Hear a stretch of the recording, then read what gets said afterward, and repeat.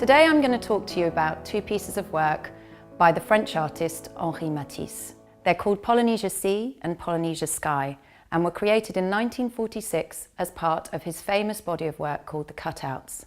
I first encountered this work in the Centre Pompidou in Paris 7 years ago. I walked up the stairs, actually looking for another piece of work, and found myself transported by these two images into a world of blue. They are incredibly pure in form and colour, and there's a sense of elation in the expanse of blue, in the freedom of the birds in flight, in the sea creatures that are swimming through the lagoons. They evoke strong sense of childhood memories for me, and I just feel that he really captured a sense of place with these works.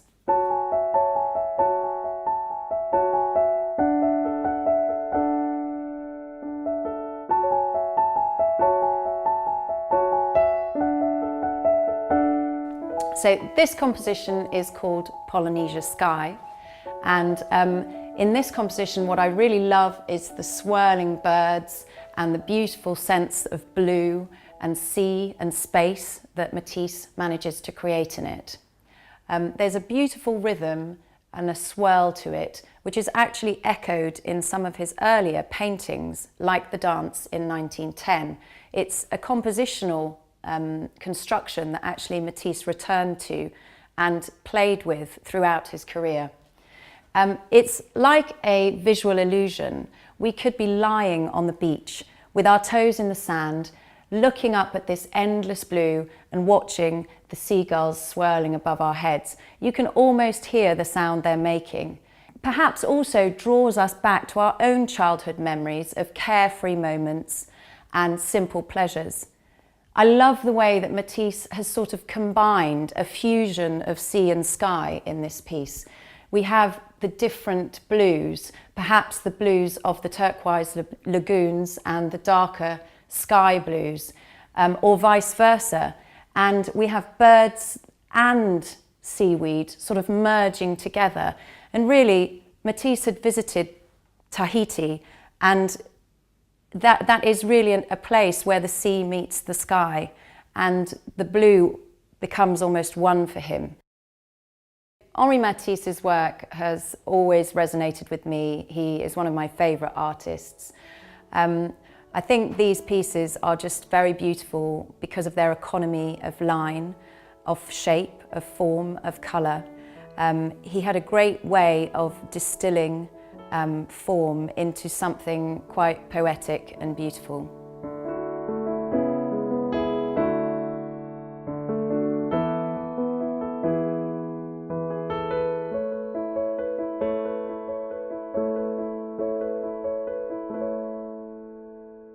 So in the second composition, Polynesia Sea, Matisse creates another sensory illusion for us, but this time we are swimming through an exotic lagoon, discovering all of the different shapes and forms and colours and animals and life that Matisse would have experienced in Polynesia.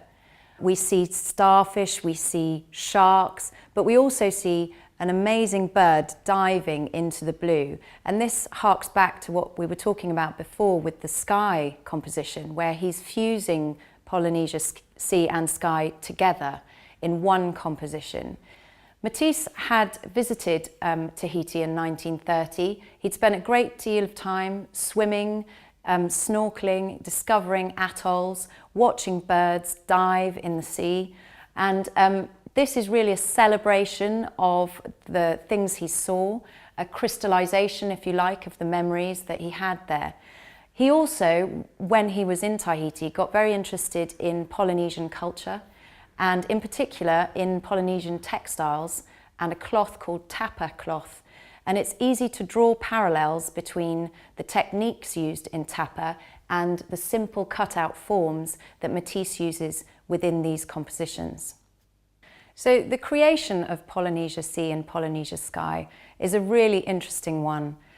Matisse initially cut out a small bird form and placed it on the wall of his apartment in Paris. This was 16 years after his trip to Tahiti. He placed the bird on the wall over a stain on the wallpaper that he didn't like. And then he just progressively built this extraordinary lagoon and sky installation in his apartment in Paris. I think that at that time, it was quite extraordinary that Matisse was exploring installation as an art form and combining this incredible new technique. Polynesia Sea and Polynesia Sky were the first large-scale cutouts that he made. He went on then to spend a decade of his life, the last decade of his life, creating extraordinary compositions of form and colour. So why and how were these pieces of work, these compositions of cutouts made by Matisse, who up until this point in his career had been a very famous painter? Well, the answer is that in 1941 he had a life-changing diagnosis and was operated on for cancer. This meant that he could no longer work in the way that he had worked previously and had to rethink his creative process. For Matisse, working was vital. He said he couldn't live if he couldn't work. So he set about finding new ways of working and new ways of creating compositions.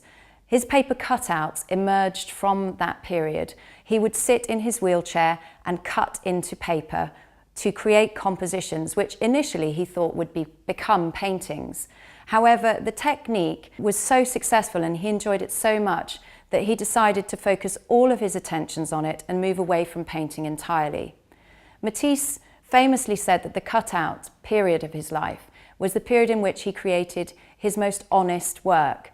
So Matisse called his process of paper cutouts as cutting into colour. He would take a very large pair of scissors, not draw shapes, but cut directly into the paper. For him, it was a halfway house between sculpture and painting, and he really loved the qualities that the pieces of paper had. He would pin them lightly to the wall and enjoyed watching the interplay of light and shade on the forms. He was reluctant to glue them down because he felt that some of their quality was lost.